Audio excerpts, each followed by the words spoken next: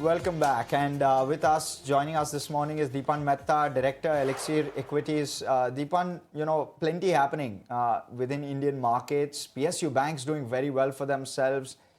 In fact, the Nifty bank has outperformed last couple of days.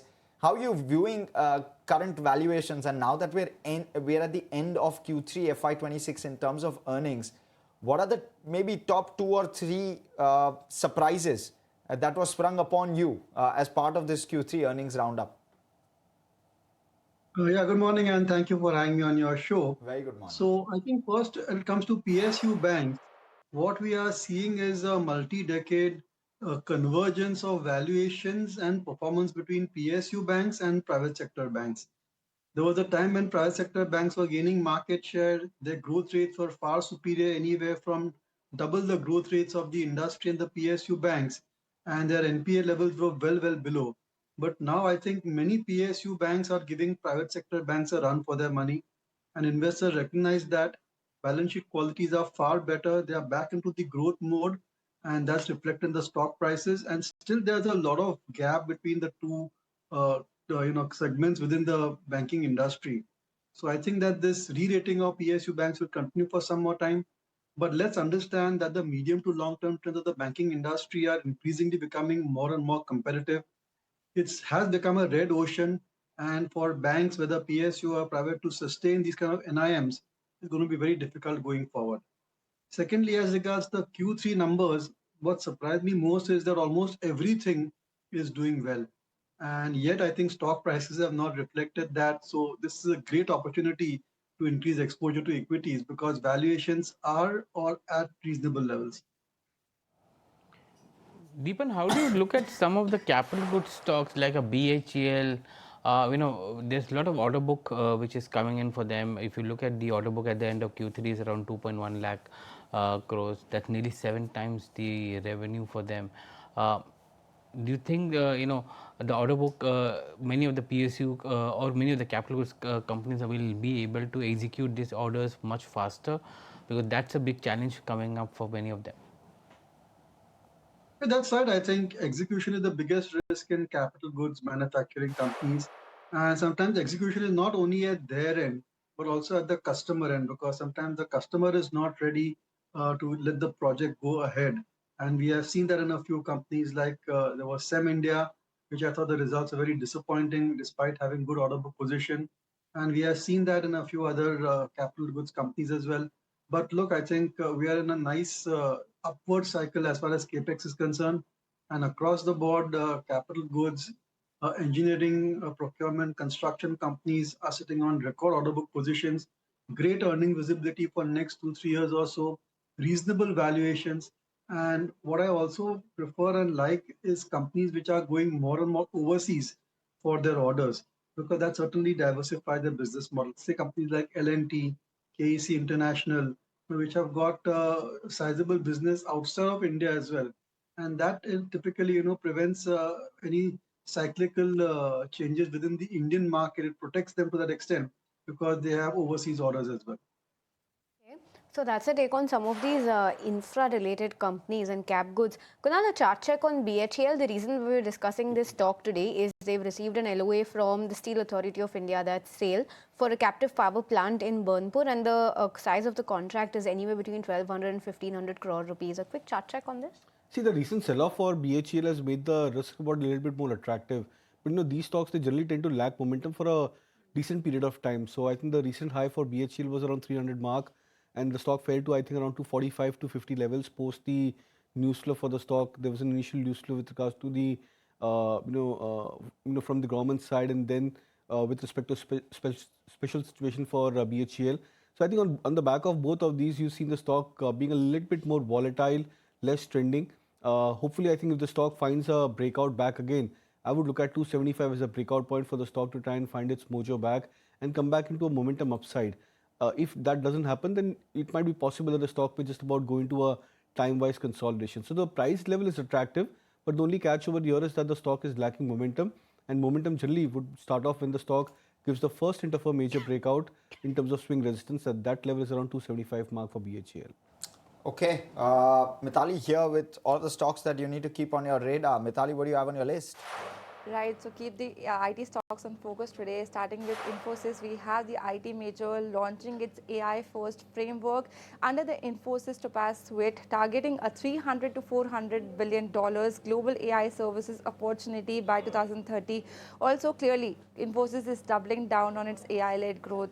Dilip Bilkon, it gains traction with another order inflow as the company has emerged as a L1 bidder for 702 crore rupees of Narmada River project in Gujarat to be executed on an EPC basis within 24 months. So quite strong order book momentum coming in for Dilip Bilkon. Also, keep BHEL in focus today as it has secured a letter of acceptance from Steel Authority of India for a 1200 to 1500 crore rupees of captive power plant project in Burnpur. Keep Dabur India in focus today as the company has announced some leadership changes. Mr. Harjeet S. Bhalla to take over as the CEO for the company from April 15, 2026, and also company has redesignated Mr. Mohit Malhotra as whole-time director and global CEO. Lastly, keep your focus on Eternal as the company expands its strategic collaboration with OpenAI, strengthening AI capabilities across the businesses. Another sign of AI becoming core to the corporate strategies. Back to you. Okay, thank you so much for that, Mithali. Dipan, I wonder how you view this leadership change at Dabur. Frankly, Dabur has just gone off the grid. Yeah, And so is the case with a lot of FMCG stocks. that's We true. just don't track them anymore because for us, the benchmark to evaluate a company is at least to grow more than the nominal GDP growth rate, which is 11% or thereabout. And consistently, if a business is not growing top line growth of more than 11% or doesn't show the potential to grow by more than 11%, it just kind of falls through our grid. So I don't have any view on Dabur or FMCG for that matter. But I have a view, and that's negative. And investors who are there in this stock, I think they need to diversify out of FMCG. Consumption is a great investment theme, but you need to play it with many other industries or sectors other than FMCG per se. Okay, so just a little bit more about this change of guard that's happened at Dabur. Mr. Harjeet S. Bhalla has now been appointed as the CEO of the India business, and the current CEO, Mr. Mohit Malhotra, is once again back at the global front.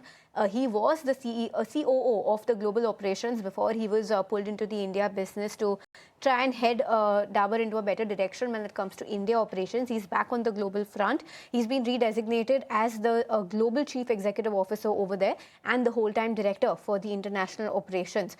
A little bit about Mr. Harjeet Bhalla, who's incoming from April 15 this year. He brings over 25 years of deep commercial and global experience. He's worked at Unilever in the sales and marketing team for 16 years in different positions. Within that time frame, between 2009 and 2012, he was heading the Russia marketing operations for Unilever. He was at Moscow for 2016 to 17. After his stint at Unilever, he was the COO of Metro Cash and Carry, after which he moved on to the Hershey company, which is a US confectionery company.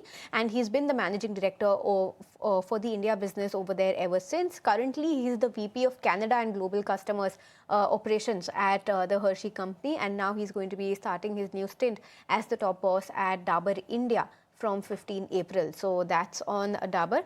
Quick chart check, Kunal, on some names like Dabur, like Dipan was mentioning, no momentum on the stock. It's gone completely off the grid. Have you been tracking this stock? Are you spotting any levels over here on Dabur? No, I think I've stopped tracking Dabur, I think, in the last, many months. 2024 December, the stock was at 515, 520. Currently, the stock is still at 515, 520. So there have been movements up and down for the stock price, but it's been absolutely flat. In fact, the 200 DMA has flattened out in such a manner that even the 50 DMA and 200 DMA are both, the slope of both of these averages have flattened out significant. So it tells you that it's not the recent last 1-2 months of a price consolidation which Dabur has gone through. It's almost like the last 200 to 250 days where the stock has consolidated. So it doesn't look like that maybe the stock could find any kind of a mojo buy. We really need to wait for breakouts to happen in these stocks, for these stocks to kickstart momentum, and that level of breakout for Dabur I think could be around 550 plus mark. Okay, so maybe this new plant that they have in Tamil Nadu that's going to amp up their manufacturing, maybe that could be the trigger that Dabur needs. Time will tell. But Kunal, what is looking good on the charts? Your picks for the day. So I'll go with 2 buy calls. In fact, from the differentiated package, Dr. Reddy, which has started to look very attractive. I think it's one of the few pharma names which is heading towards a breakout of a bullish flag formation, as well as a multi-month breakout the stock has exhibited over the last many months of consolidation. So would look out for Dr. Reddy as a buy, targets of 1360, stop loss at 1240. Supreme Industries is the other stock. I'd flagged off a buy, I think, a couple of weeks back when the stock was at 3600 levels. It's moved up to almost 3900 plus mark, and now it's inching very close towards the 200-day moving average breakout. That, I believe, could be another positive for Supreme Industries. So look out for targets in the range of 4150, stop loss at 3778.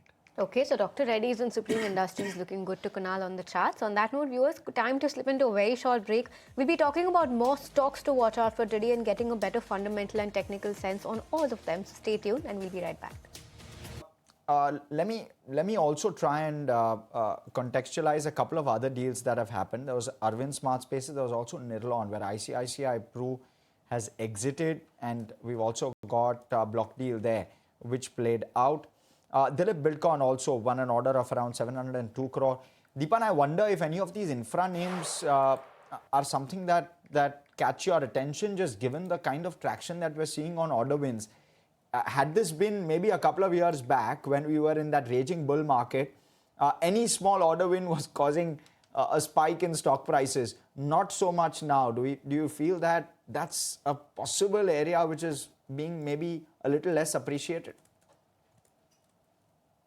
I think that generally these companies are anyway sitting on massive order book position, and incremental increases in orders are not really exciting.